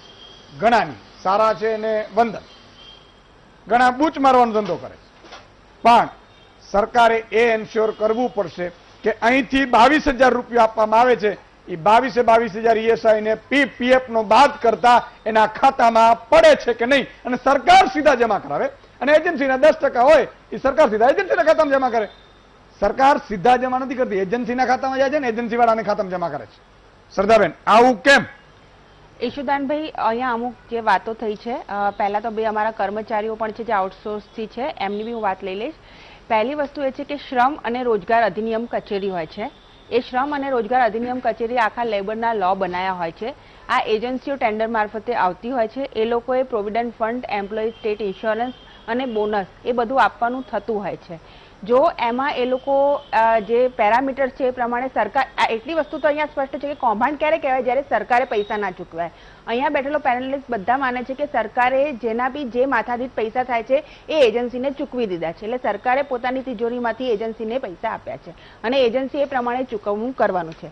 આ પ્રમાણે જો એજન્સી ચૂકવણું ના કરે તો એની ફરિયાદો થાય છે, એના પે સ્લીપ ચેક કરવામાં આવે છે. અને પહેલી વસ્તુ ગિરધરભાઈની કમ્પ્લીટ કરી દઉં કે બધાને ચેકથી અકાઉન્ટ પેમેન્ટ કરવામાં આવે છે, કોઈને કેશ ટ્રાન્ઝેક્શન થતું જ નથી. અહીંયા બેઠેલા બે કર્મચારીઓ પણ આ બે વાતની સાથે સહેમત થશે અને વીટીવી જે જોઈ રહ્યા છે બધા કર્મચારીઓ આ વાત સાથે સહેમત થશે, કારણ કે હવે પેલી રોકડા વ્યવહાર તો છે જ નહીં, બધું એકાઉન્ટિંગ સિસ્ટમ છે, એ લેબર લો છે એ પ્રમાણેનો. જો એની અંદર તમને જે તમારો પગાર મળવા પાત્ર છે એનું પીએફ, એએસઆઈ અને જે એડમિનિસ્ટ્રેટિવ ચાર્જ છે એ ખાલી કાપવાનો છે. નાયબ મુખ્યમંત્રી પાસે જ્યારે વચ્ચે આવી ઘણી બધી રજૂઆતો ગઈ હતી તેમણે સર્ક્યુલર કર્યો છે કે ફક્ત એડમિનિસ્ટ્રેટિવ સર્વિસ ચાર્જ જે છે એ જ કાપવાનો છે અને તમામે પછી જે નીકળતી માથાદીઠ રકમ છે એ જે તે કર્મચારીને ચૂકવવાની છે. અને જો જે એજન્સી આ ના કરતી હોય તો ભૂતકાળમાં આવી એજન્સી પાસેથી રિકવરી અને ત્યાર પછી એમને બ્લેકલિસ્ટ અને ક્રિમિનલ કેસીસ બી કરેલા છે. તો હાલ જો આ એજન્સીઓમાંથી કોઈ આપણા કર્મચારી જોડે આ કરી રહ્યો હશે તો એમણે બી ચેતી જવાની જરૂર છે. જો તપાસમાં નીકળ્યું તો એમની પાસે બી રિકવરી, ક્રિમિનલ કેસ અને આગળમાં એમને બ્લેકલિસ્ટ થવાની પૂરેપૂરી શક્યતા છે. આ સરકાર તરફથી 100% સત્યની વાત છે. અમારે એવું નથી કે અમે કોઈના માથાદીઠ 22,000 આપ્યા છે તો એનું તમે એડમિનિસ્ટ્રેટિવ એક્સપેન્સ જે બી છે કાપીને એના ભાગમાં જે આપવાના થાય છે લેબર લો પ્રમાણે તમારે આપવાના છે. અને આની જે બી તમારી રજૂઆત કરવાની હોય હું તમામ કર્મચારી મિત્રોને કહીશ કે તમારે શ્રમ અધિનિયમ કચેરી છે, મારી હમણાં જ એમ લોકો જોડે વાત છે, એ તમે ત્યાં પોતાની ઓફિશિયલ, કારણ કે ગવર્મેન્ટ છે એમાં પેપર બોલતું હોય છે. મારા કે તમારા કંઈ કહી દેવાથી જ્યારે કે તમે ત્યાં એક એપ્લિકેશન કરી શકો છો, એમના ઓફિસર ક્રોસ ચેક કરવા માટે ફિલ્ડમાં આવતા હોય છે, તમારી પે સ્લીપ સાથે કોન્ટ્રાક્ટને બધું મેચ કરીને જોતા હોય છે અને પોતે પણ એ લોકો એક્શન લેતા હોય છે. આ એક વસ્તુ થઈ છે. બીજી વસ્તુ છે કે એ તો બધાએ માન્યું છે કે આપણે આઉટસોર્સથી કર્મચારી મૂક્યા છે. બીજા હોય છે કર્મચારી જે હોય છે કોન્ટ્રાક્ટ પદ્ધતિ હોય છે. ભારત સરકારની અંદર અમુક જે ફંક્શન છે મિશન મોડમાં ચાલતા હોય છે. Sarva Shiksha Abhiyan, national health mission એ ભારત સરકારના મિશન મોડમાં ચાલતા છે. જો કોંગ્રેસ આરોપો લગાવે છે કે અમે જોબ નથી આપતા તો ભાઈ આ જોબની તમે કાઉન્ટિંગ કરો તો સરકારીમાં 3 જાતની ભરતી પ્રક્રિયા થાય છે. એક કાયમી ભરતી પ્રક્રિયા થાય છે, કાયમી ભરતી કેલેન્ડરથી થાય છે, જેની અંદર છેલ્લા 3 વર્ષમાં આપણે 1.25 લાખ ભરતી કરી ચૂક્યા છે. પછી કોન્ટ્રાક્ચ્યુઅલ કર્મચારી હોય છે તો રાજસ્થાનની અંદર પણ એનએચએમ અને સર્વ શિક્ષા ચાલે છે અને ત્યાં પણ કોંગ્રેસની સરકાર છે, ત્યાં બી કોન્ટ્રાક્ટ પદ્ધતિમાં જ છે. એ ચાહે મધ્યપ્રદેશ હોય, કેરળ હોય કે પશ્ચિમ બંગાળ હોય, કોઈ એને કાયમી નથી કરતું. એ ભારત સરકારની ગાઈડલાઈન છે. આ પ્રમાણે આપણે આઉટસોર્સથી કેટલા લોકોને રોજગારી આપીએ છીએ ઈશુદાનભાઈ, કેટલી રોજગારીની તકો ક્રિએટ કરી છે રાજ્ય સરકારે, એ જોવાનું રહે છે.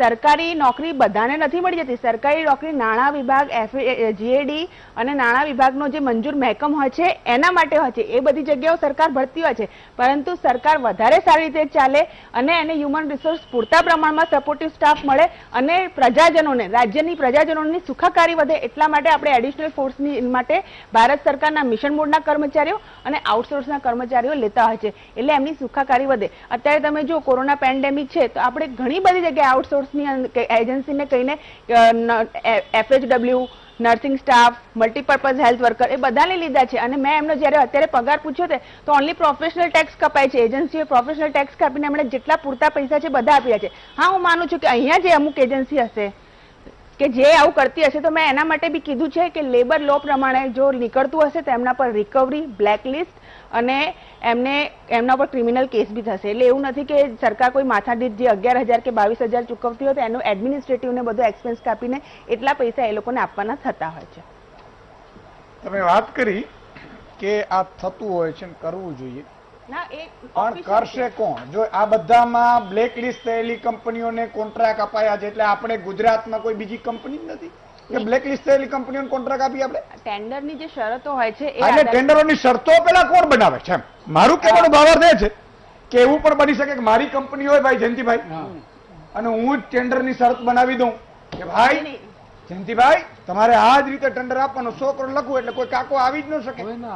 એટલે આવું બની શકે. આ ગુજરાતમાં હિન્દુસ્તાનમાં આવું થાય. છે સાહેબ બનેલું હોય તો નહીં મને ખબર નથી પણ આવું બની શકે. ઈશુદાનભાઈ, કારણ કે આપણે હિન્દુસ્તાનમાં રહીએ છીએ. મને ખબર છે કે બૂચ મારવાનો મોકો આવે ને એટલે સગા બાપને ચોપડી દે છે આ ઘણા લોકો. અમુક શરતો ના બનાય ને ભાઈ તો જેની પાસે કોઈ એક સેકન્ડ જેની પાસે કશું હોય જ ના હોય, કાગળિયું હોય, એ પોતાનું ટેન્ડર ભરી દે, ગમે તે ટેન્ડર ની અંદર ઓછામાં ઓછી રકમ ભરી દે. મને અમુક વખતે એ નથી સમજાતી કે ઘણા લોકો 100 રૂપિયાની કિંમત હોય એનું બી ટેન્ડર 50 લોકોનો તમે જે ચૂકવો છો એ ડાયરેક્ટ ખાતામાં થાય તો આપણે શું વાંધો? નહીં, ભલે તમે એક સેકન્ડ ભાઈ, માનો કે હું કર્મચારી છું, હું નર્સ છું, બરાબર, સિવિલમાં નર્સમાં મારે 22,000 હવે રૂપિયા ડાયરેક્ટ ની વાત કરીને હું તમને કહું છું. જો ઈશુદાનભાઈ, આમાં શું છે, મેં તમને કીધું કે આઉટસોર્સ અને કોન્ટ્રાક્ચ્યુઅલ કર્મચારી એ એડિશનલ ફોર્સ છે ગવર્મેન્ટનો. ગવર્મેન્ટની જે નિયત કરેલી જગ્યાઓ છે એ તો ભરતી પ્રક્રિયા પ્રમાણે કેલેન્ડર પ્રમાણે ભરાતી જ હોય છે. ગવર્મેન્ટના જે નિયત એડિશનલ હોય કે ગમે તે હોય, જયંતિભાઈ એક મિનિટ અને બરોબર રોજગારની સ્પષ્ટ કરી તકો લે. નહીં. એ લોકો માણસો છે, એને પેટ છે, એને ઘર ચલાવવાનું છે, એને લાઇટ બિલ આપવાનું છે. અને બહુ સ્પષ્ટ તમને કહી દઉં, અરે ભાઈ એક સેકન્ડ, જો બહુ સ્પષ્ટ તમને વાત કરી દઉં જયંતિભાઈ, એક મિનિટ આપણે કાયદાથી જ બાબતની વાત કરીએ છીએ કે અત્યારે જે છે એ જૂના જે લો છે લેબર લો, નહીં લેબર લો, તમે એકને એક ફેવર કરો છો સરકારની. કોઈને નથી ફેવર કરતી, મેં કીધું છે. એટલે મૂકે સાંભળો હું એ કહી રહી છું કે બ્લેકલિસ્ટ થઈ શકશે. કે અત્યાર સુધી લેબર લો અપડેટ કરવામાં નથી આવ્યો. સાતમું અરે ભાઈ તમે શાંતિ રાખો, તમે આજે એક્સાઇટ અને બધાને જોબ ના છોડાવો. તમારા 30 રૂપિયા મળે છે. એની સામે આઉટસોર્સિંગ ખાનગી કંપનીઓને શાંતિ રાખો. તમે 7-8 લોકોને એમ્પ્લોયમેન્ટ આપી શકશો. તમે 7-8 લાખ લોકોને એમ્પ્લોયમેન્ટ આપી શકશો એટલે ભડકાનું કામ ના બંધ કરો. સરકાર ચલાવતો હોઉં તો હું ચેલેન્જ કરું છું. તમે ના સરકાર ચેલેન્જ કરું છું કે 100% પગાર આપું. આ રીતે સરકાર ના ચાલે. ઓકે, તો હવે હું જાહેર ચેલેન્જ કરું છું કે હું કર્મચારીઓને 100% પગાર ચૂકવી શકું. કૌભાંડ કરવા માટે બોગસ ટેન્ડરો છે. સ્ટેટમેન્ટના લીધે કોઈ પણ સરકાર એટલે શું?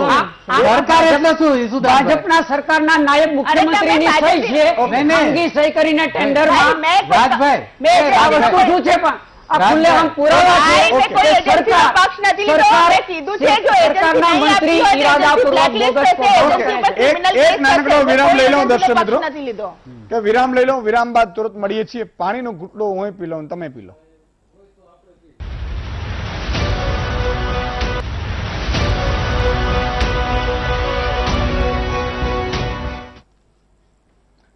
મિત્રો બેઠા છો ને, કારણ કે આજે માન લો કે તમે આમાં કર્મચારી ન હોય એટલે તમને એમ થાય કે આ તો બીજાનો છે. બીજાનો નથી, તમારા અને મારા ભાઈ બહેનનો છે. ભાઈ સફાઈ કર્મચારી હોય, લિફ્ટમેન હોય કે હોસ્પિટલમાં કામ કરતા કર્મચારીઓ હોય, આ તમારું ને મારું. અને આવતીકાલે જો તમેનું આમાં સાથ નહીં આપીએ તો આવતીકાલે આપણી સાથે પણ આવું બનશે, ત્યારે કોઈ ઊભું નહીં રહે. એટલે તમારે વીટીવી જોવાનું છે. એકાદ દર્શક મિત્ર લઈ લઉં. એક નયનભાઈ નવસારીથી જોડાયા છે. જી નયનભાઈ નમસ્કાર. નમસ્કાર. એક તો આપને આપની નિડરતા માટે ધન્યવાદ. થેન્ક યુ સાહેબ.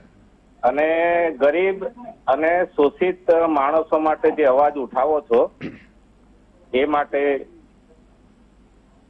થેન્ક યુ નયનભાઈ, ખૂબ ખૂબ આભાર.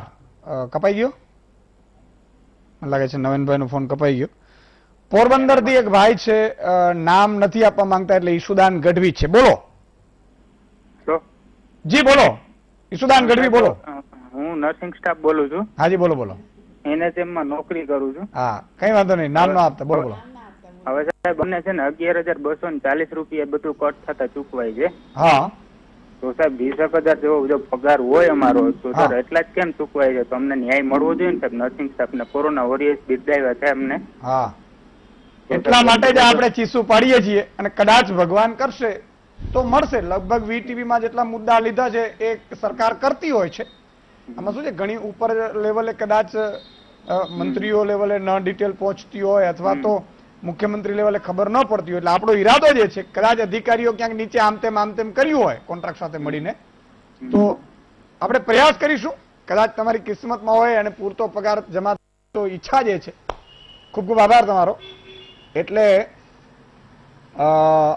આખી ઘટનામાં સમજવાની જરૂર એ જ છે કે આપણે પીડા બધાને છે પણ કઈ કોઈ નથી શકતું.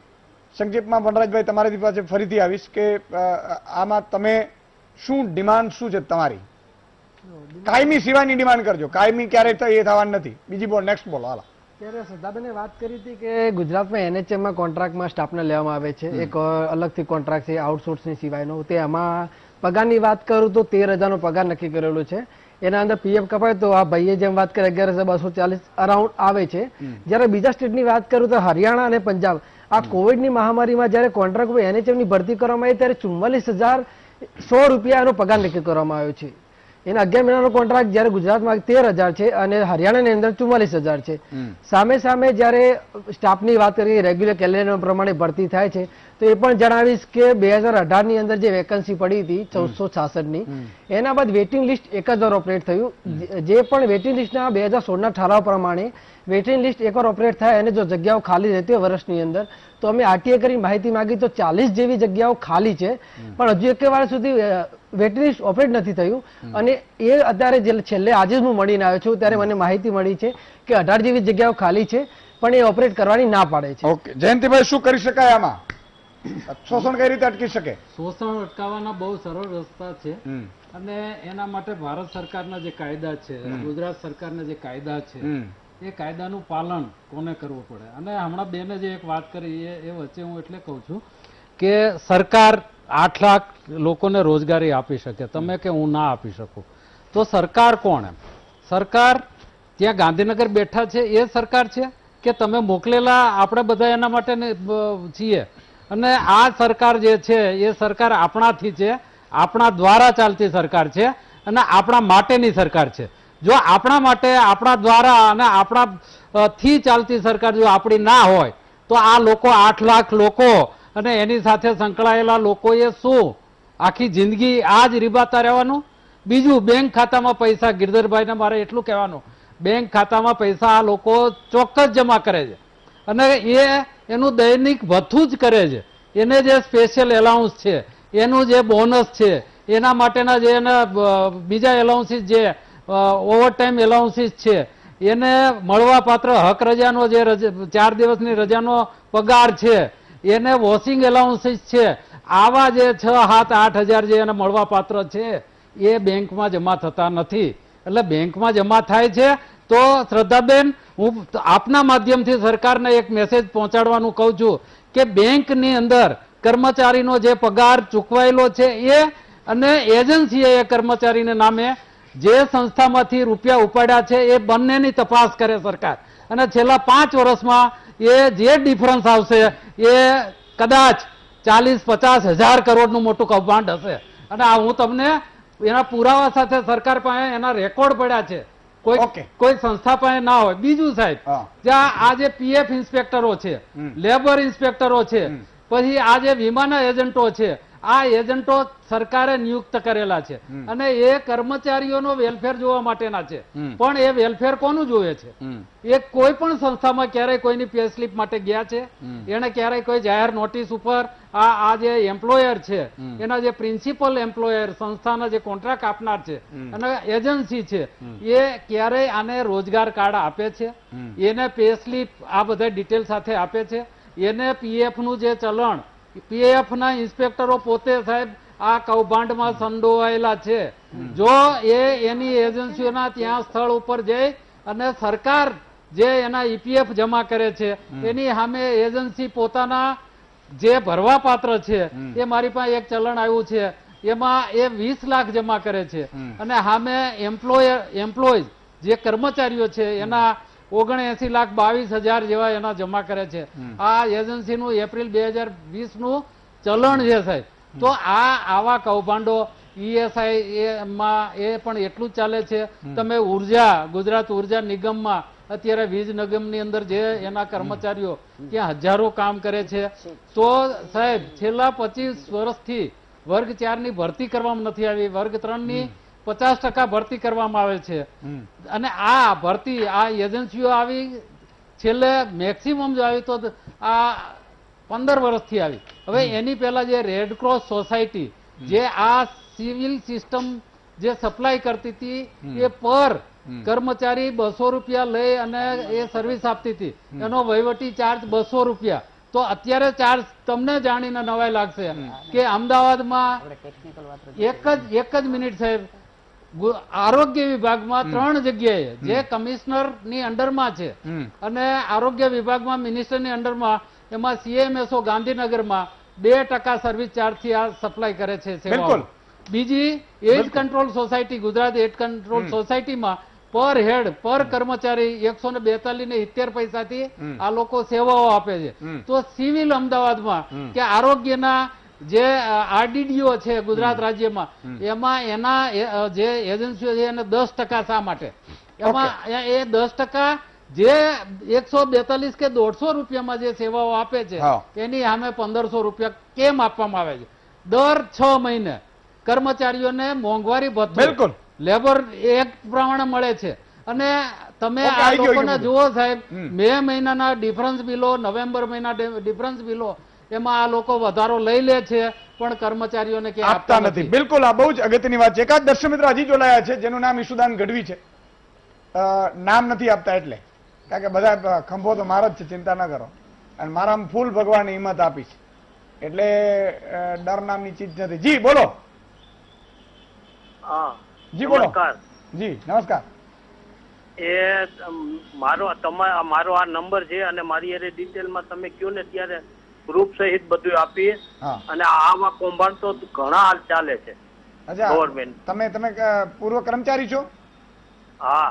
રિટાયર? યસ. અચ્છા. મને એટલે જ રિમૂવ કરી દેવામાં આવેલ છે. અચ્છા, એટલે રિમૂવ કરી દેવામાં. હા, તો જયંતિભાઈ ની ગોળે ઉધડું લીધું હતું ને એટલે.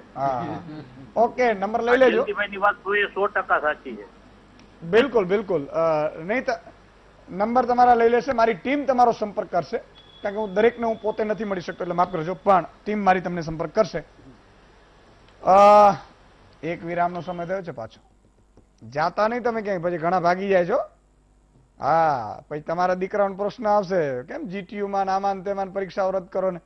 જો આજે મેડિકલમાં પણ આવી ગયું, એક પેપર લીધા પછી VTV ઉઠાવ્યું કે ભાઈ અમે તમે રહેવા દો, કે આ માણસો જ છે, કોઈ માણસ થોડા છે ભાઈ, ઉપરથી પશુ પક્ષી છે કે આની લેવાય આની ન લેવાય. જો કે પછી અત્યારે રદ કરી દીધી છે અત્યારે, એટલે પોસ્ટપોન કરી છે અને પોસ્ટપોન જ કરીએ છીએ આપણે એવું ઈચ્છીએ છીએ કે ભાઈ બધું થઈ જાય સમસૂત્રું. પણ તમે દરેક જગ્યા ઉપર બેઠા છો નિર્ણયો, તો નિર્ણયો એવી રીતે લો કે સાહેબ કોઈકનું ભલું થાય.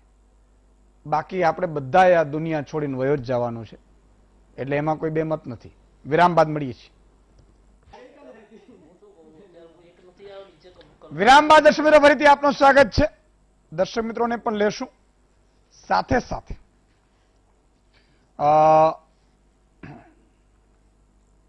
કમલેશભાઈ, તમારી ખરેખર માંગ શું, એમ તમને શું છે કે હવે આ મળવું જોઈએ? આમ તો કેટલા ટાઈમથી તમે કામ કરો છો? 12 વર્ષથી એમનો કોન્ટ્રાક્ટ, 10 વર્ષ મારા થઈ ગયા. અચ્છા. અને દર પગાર કઈ રીતે વધ્યું છે? પગાર તો સાહેબ પેલા અમને ચોપડાની અંદર સહી, ત્યારે મહેશ માસા હતા ત્યારે ચોપડામાં અમને સહી કરાવતા હતા અને પગાર એ રીતે કરતા હતા. અત્યારે બેંકમાં કરે છે, પણ 8,300 થી વધુ ક્યારે થયો જ નથી. રાજભાઈ, શું કરી શકાય એના? હવે ઈશુદાનભાઈ, અને હું તમામ આઉટસોર્સિંગ કંપનીઓના જે કંઈ કર્મચારીઓ છે અને સરકારની સાથે સંકળાયેલા બધા બાબતો, હકીકત એ છે કે જ્યારે 2002માં ભાજપની સરકાર આવી અને નરેન્દ્રભાઈ આવ્યા ત્યારે એક સમીક્ષા કરવામાં આવી કે આપણે જેટલો પગાર આપીએ છીએ એ પ્રમાણે કામ નથી આવતું, અને રાજ્ય સરકારની જે આવકનું બજેટ છે એ પ્રમાણે ઇન્ફ્રાસ્ટ્રક્ચર અને ડેવલપમેન્ટ કરવું હોય તો જેટલા પૈસા ખર્ચાય ને એ પ્રમાણે આપણને કામ મળે. બીજું કાયમી કર્મચારીઓ થાય છે ને એટલે બીજી ઘણી બધી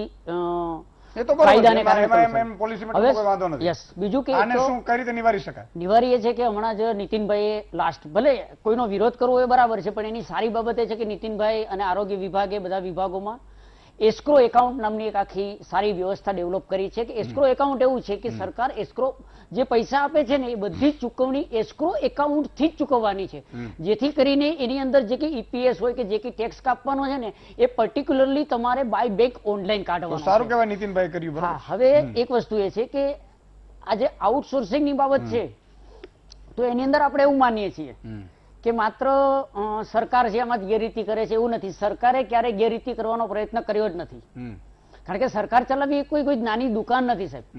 કાયદાથી ચલાવવાની છે, પૈસા ઉપાડે છે, જે પૈસા લે છે સરકાર વાપરે છે એ પણ એને કાગળ ઉપર કાયદાથી ચલાવવાના છે, બીજાને આપે છે તો પણ જ્યારે ટેન્ડરની આ પ્રક્રિયા થઈ જાય છે ને પછી બને છે એવું કે કંપનીઓ છે એ પોતાની રીતે અત્યાર સુધી એવું હતું કે 100 માણસને નિમણૂક કરવાની હોય ને તો ત્યાં 80 માણસો કામ કરતા હતા અને 20 માણસોનો પગાર છે ને એ કંપની વાળા ખાઈ જતા હતા. પછી આનું જે સુપરવિઝન કરવું જોઈએ એ સરકાર દ્વારા મેન્શન કરવામાં નથી આવતું કે કોઈ પણ વિભાગ હોય તો એ વિભાગના ટેન્ડર વાળા છે. હવે કેટલી અત્યાર સુધી એવું કહેતા હતા બધા કે 100-150 કંપની હશે, પણ 270 કંપની પાસે છે અત્યારે. નગરપાલિકાઓ, મહાનગરપાલિકાઓ, શિક્ષણ વિભાગ, સચિવાલય, પાટનગર યોજના ભવન, સરકારી હોસ્પિટલો, આવી બધી જગ્યાએથી જે કર્મચારીઓ છે આનું કોઈ એસોસિએશન નથી. બીજું એસોસિએશન નથી એના કારણે શું થાય છે કે કર્મચારીઓને એક તો કામ નથી કરવું એ વાત 100% છે.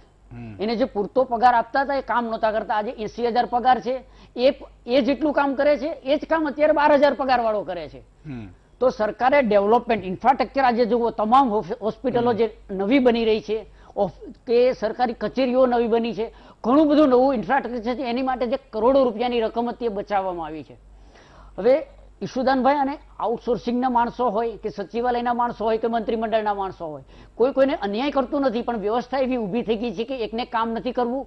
અને આ જે આખી સિસ્ટમ છે એમાં જે આઉટસોર્સિંગ કંપનીઓ છે એને રેગ્યુલેટ કરવી જરૂરી છે. અને તમામ આઉટસોર્સિંગ કંપનીના જે માણસો છે એની પાસે જે રીતે રાજ્ય સેવા અને વર્તણૂકના રાજ્ય સરકારના જે નિયમો છે એક આખું મેમોરન્ડમ અને બાયલોસ છે એ આઉટસોર્સિંગ કંપની માટે બનાવવું પડશે અને જવાબદારીઓ ફિક્સ કરવી પડશે. અને એના માટે થઈ અને તમામ આઉટસોર્સિંગ માટે એસ્ક્રો એકાઉન્ટની સિસ્ટમ થી ડેવલપ કરવી પડે.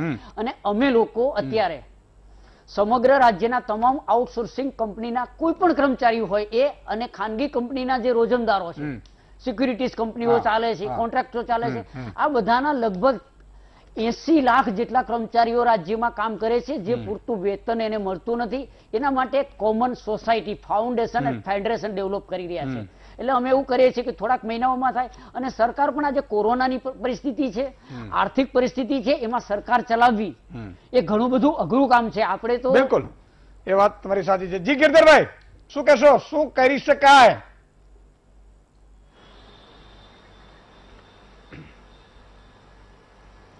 ઈશુભાઈ, મને મારી વાતને આખી વાતને પૂરી કરવા દેજો.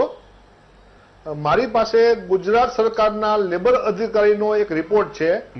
એમાં લેબર કાયદાના જે 10 પ્રકારના કાયદા છે એનો ભંગ થયાનું રેકોર્ડ ઉપર આવ્યું છે. હું નથી કહેતો, ગુજરાત સરકારના લેબર અધિકારી કહે છે.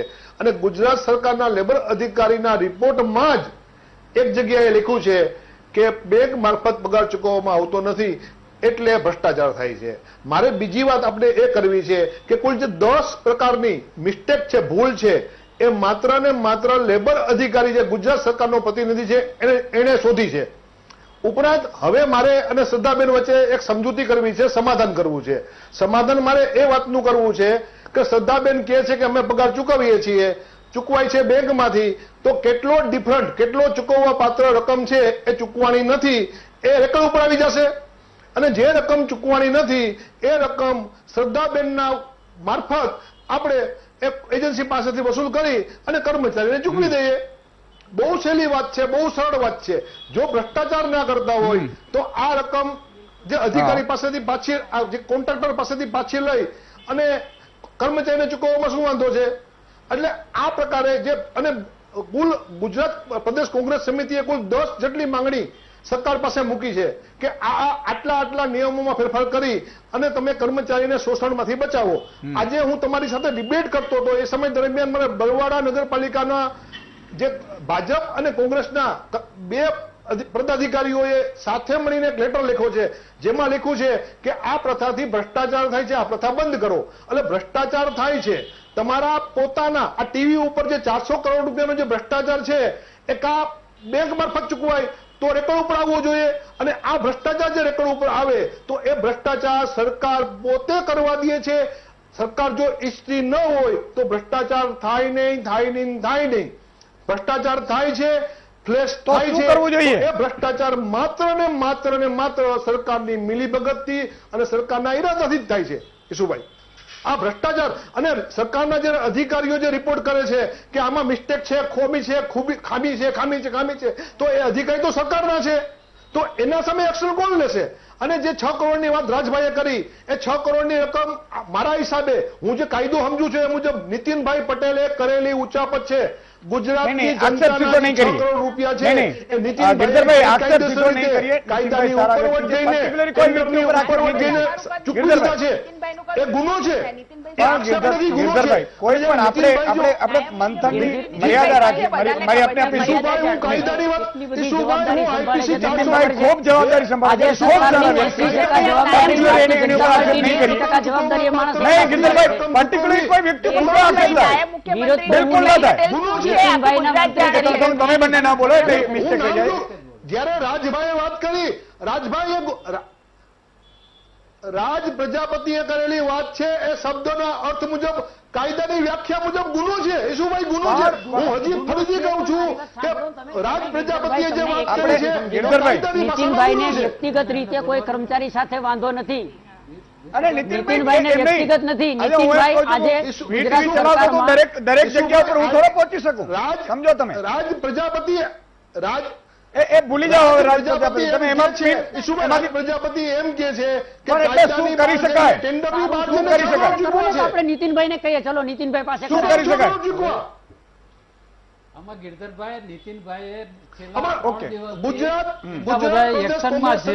આજે 2 વાગ્યે આ બધા જેટલી સંસ્થાઓમાંથી બધા ડેટા મંગાવેલો છે. હમણાં ટેન્ડર પૂરા થાય છે. ટેન્ડર પૂરા થઈ જાય છે. ટેન્ડર જેટલાના એટલે બધાના નથી થતા, 2-5 એજન્સીઓના થાય છે અને અમુક સંસ્થાઓના થાય છે.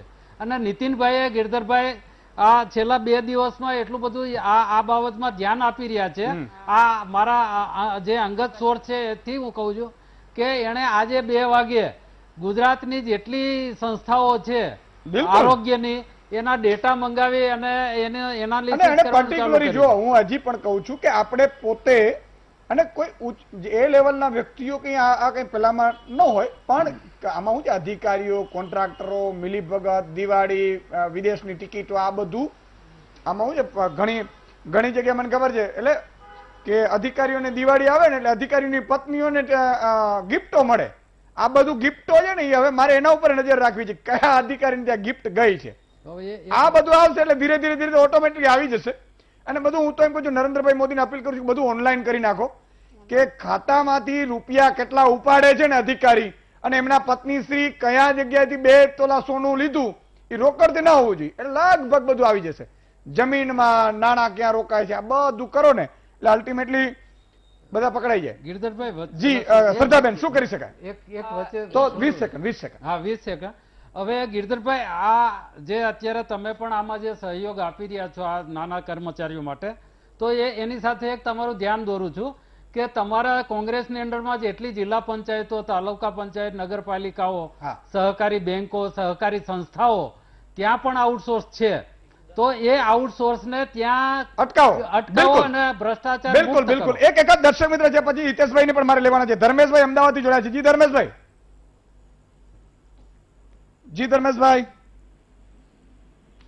મને લાગે ધર્મેશભાઈ નો ફોન કપાઈ ગયો. કિરીટભાઈ ગાંધીનગરથી. જી કિરીટભાઈ. હા ઈશભાઈ, તમારો પ્રોગ્રામ બહુ સારો આવે છે.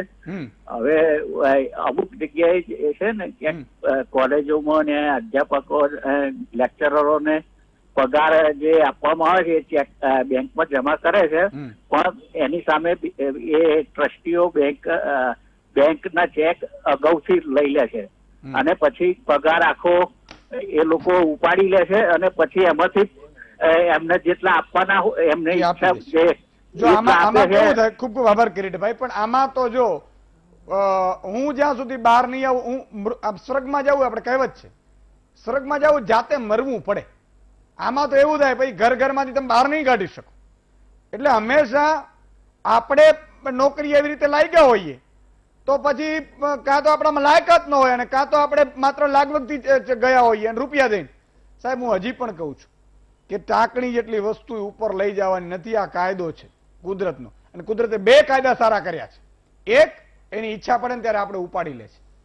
બાકી અમુક બૂચ મારાઓ 200 વર્ષ સુધી આ ધરતી ઉપર રહે તો રેવા ન દે કોઈને, જીવવા ન દે. એટલે 2 કામ કુદરતે સારા કર્યા છે. એક, ઉપર એકે વસ્તુ લાવીને આવવાનું નથી ભાઈ તારે, અને બીજું કે મરજી પડશે ને ત્યારે ઉપાડી લેશું અમે તમે. આ બે કામ જે કુદરતે, એટલે હજી પણ આપણે કુદરતના મંદિરના પગથિયા ચડીએ છીએ, બાકી આપણા જેટલો કોઈ સ્વાર્થી નથી હો. હા, કુદરતના મંદિરના નામે પેલું કરતા હોઈએ અને પછી ખબર પડે ને કે 200 વર્ષ હું જીવવાનો છું, ભટનો દીકરો મંદિર તો આપણે બધું બંધ કરાવી દે. હા, એ મનુષ્ય બધું બહુ પ્રાણી અદભુત છે. જી હિતેશભાઈ, સંક્ષિપ્તમાં.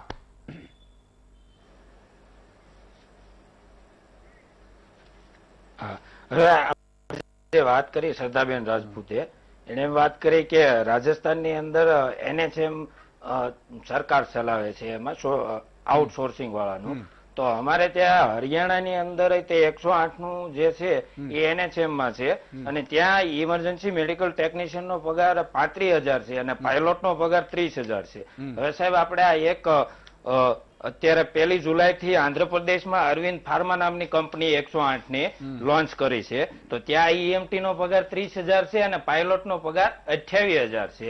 તો મારું આ મેડમ ને એવું કહેવાનું છે કે ત્યાં બી ભાજપ સરકાર જ છે, તો ગુજરાતમાં આવો અન્યાય કેમ છે એમ. ઓકે, ખૂબ ખૂબ આભાર. હવે આનો ઉકેલ સરકાર શું કરશે? શ્રદ્ધાબેન, કરવામાં આવી છે, શ્રમ આયોગ થી માંડીને તમામ જગ્યાએ રજૂઆત કરી છે. નીતિન પટેલ સાહેબ ને તો અમે કેટલી વખત રૂબરૂ મળેલા છે, લેખિત રજૂઆત આપેલી છે. આપણે સાંભળી લઈએ. જી ઈશુદાનભાઈ, જો મોરલ લેસ મને એટલી ખબર છે કે નાયબ મુખ્યમંત્રીશ્રીએ વચ્ચે પણ પરિપત્ર કર્યો હતો અને સરકાર જેટલા પૈસા આઉટસોર્સ એજન્સીને ચૂકવે છે એમાં એડમિનિસ્ટ્રેટિવમાંથી વધારાનું આઉટસોર્સ એજન્સી નહીં લઈ શકે, એના ઉપર રિકવરીથી લઈને બ્લેકલિસ્ટથી લઈને ક્રિમિનલ કેસીસ બી થશે.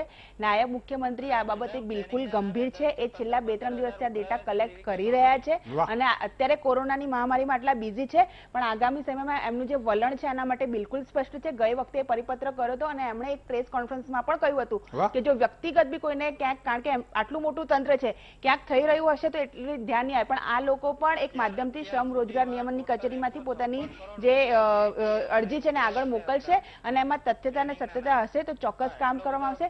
બીજું એક છે કે એક મજબૂત હ્યુમન રિસોર્સ પોલિસી એ સરકાર બનાવવા જઈ રહી છે.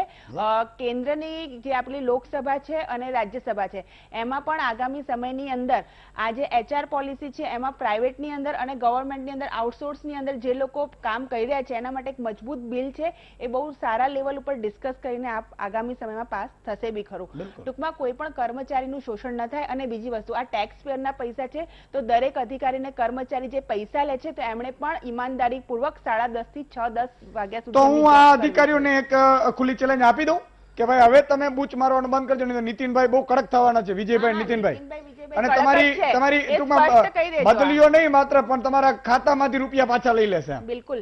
હા, આમાં આવું હોય તો મજા આવે ને. આપણે, હું હજી કહું છું કે અભિનંદન આપીશ સાહેબ, કારણ કે મેં ઘણા ઈશુદાનભાઈ બહુ સમજવા જેવી છે. નીતિનભાઈએ હેલ્થ ડિપાર્ટમેન્ટમાં જે રીતે એસ્ક્રો એકાઉન્ટ આ રાજદીપને આપ્યો સિવિલમાં, એ પછી ગુજરાતની તમામ કોન્ટ્રાક્ટ જે બી હશે આઉટસોર્સિંગ માટે એસ્ક્રો એકાઉન્ટ જ લાગુ પડશે. અને ઉભા કરો યાર, તમે પૂરી વાત જ નથી સાંભળતા. અરે યાર, તમે સાંભળતા નથી, પેલા સાંભળો. પ્લીઝ, એસ્ક્રો એકાઉન્ટ જે છે એ જે તે એજન્સી, એટલે કે માનો કે અમદાવાદ સિવિલ નો કોન્ટ્રાક્ટ રાજદીપ ને સમજી ગયો, પણ એનાથી ફાયદો, હવે એનાથી ફાયદો એ છે કે એસ્ક્રો એકાઉન્ટને કારણે કોઈ કંપની, કોઈ કર્મચારી કે સરકાર ત્રણમાંથી એકય ક્યારે ગેરરીતિ ન કરી શકે, ટેન્ડરમાં ઓપન થાય. મેઇન વસ્તુ એ છે કે જે બાયલો ટેન્ડરમાં શરતો 100 કરોડની હોય તો તમે ક્યાં ભરી શકવાના? જો ટેન્ડરમાં જે રકમ નક્કી થઈ હોય છે, જ્યારે ટેન્ડરની આખી પ્રક્રિયા થાય છે, એ ટેન્ડરની અંદર પર્ટિક્યુલરલી કયા પદ માટે, કેટલી જવાબદારી માટે કેટલો પગાર આપવાનો છે, પૂરેપૂરી આપવામાં આવશે. એસ્ક્રો એકાઉન્ટની જે વાત કરે છે રાજભાઈ, એની સાથે હું એટલે સહમત નથી કે ટોટલ પૈસા કોન્ટ્રાક્ટરના હાથમાં આપવામાં આવે છે અને એ એસ્ક્રો એકાઉન્ટમાં જમા કરે છે, અને એની આ જે પે સ્લીપ છે એમાં ખાલી એનું ડેઈલી જે વેતન છે જો કરવું હોય તો રાજભાઈ એવું કરી શકાય કે બેંક છે ને આ લોકોને, જો સરકાર જ એના ખાતામાંથી ડાયરેક્ટ આપી દે અને આને કમિશન આપી દે, આને કમિશન આપી દે. હવે સમયનો અભાવ છે, સમયના અભાવે તમે છે જે શક્ય નથી એની ચર્ચા ન કરો. જો મારી માંગણી અલગ છે, બેનની અલગ છે, ભાઈની અલગ છે. બહુ સરકાર ચલાવવી હોય, સરકાર કેમ શક્ય ન હોય? તમને કમિશન મળી જાય નહીં, એજન્સીને કમિશન મળી જાય, પેલાને નાણાં મળી જાય અને સરકારનો વિભાગ છે એ જમા કરાવે રૂપિયા. 22,000 રૂપિયા જાય છે. ગંડાસભાઈ મારી વાત સાંભળો, સરકારમાંથી 22,000 જાય છે. મારી વાત સાંભળો, સરકાર પેલા પૈસા પૂરા ચૂકવે છે. તમે સમજી લો પેલા, દલીલ નહીં, દલીલ પેલા ના કરો, પેલા સાંભળો. જ્યાં સુધી સાંભળવાનું નહીં શીખશો ત્યાં સુધી સમજી નહીં શકો. સરકાર માનો કે 20,000 ચૂકવે છે, વચ્ચે કપાઈને પૈસા, વચ્ચે કંઈ પણ ભ્રષ્ટાચાર થાય અને કર્મચારી માનો કે 10,000 મળે છે, તો બાકીના જે 10,000 ખવાઈ જાય છે એના માટે થઈને જે ચેનલાઇઝ થવું જોઈએ એ ચેનલાઇઝ નથી. સરકાર હવે એ પ્રયત્ન કરી રહી છે. કારણ કે હું સવારથી સાંજ સુધી સચિવાલયમાં છું અને પત્રકાર તરીકે પણ છું, સિનિયર પત્રકાર છું, એટલે કઈ મારી નજર સામે ખોટું કરતા હોય તો હું ચલાવી નહીં લેતો. પણ બાબત એ છે કે સરકારમાં પૈસા જે રીતે આવે, સરકાર પૈસા ફાળવી દે, ટેન્ડરિંગ થઈ જાય, પછી જે વચ્ચેથી ચેનલ કપાઈ જાય છે. પણ ચેનલ કપાય છે, શું કામ ચેનલ રાખવી જોઈએ? હું એમ કહું છું, તમે જે પહોંચો ને એ હજી એમાં ગડબડ થશે. રાજભાઈ, તમે જે કહો છો ને ચેનલ નો, એમાં ચેનલમાં 2 જણા હજી ગોઠવાઈ જાય. ચેનલાઇઝ નહીં કરવાની સિમ્પલ વસ્તુ છે. આરોગ્ય વિભાગ છે, સરકારની મજબૂરી પણ છે અને હકીકત છે. નહીં, મજબૂરી ના હોય. મજબૂરી છે નહીં, સરકારની મજબૂરી છે નહીં, મજબૂરી ના હોય, સરકારની મજબૂરી ના હોય.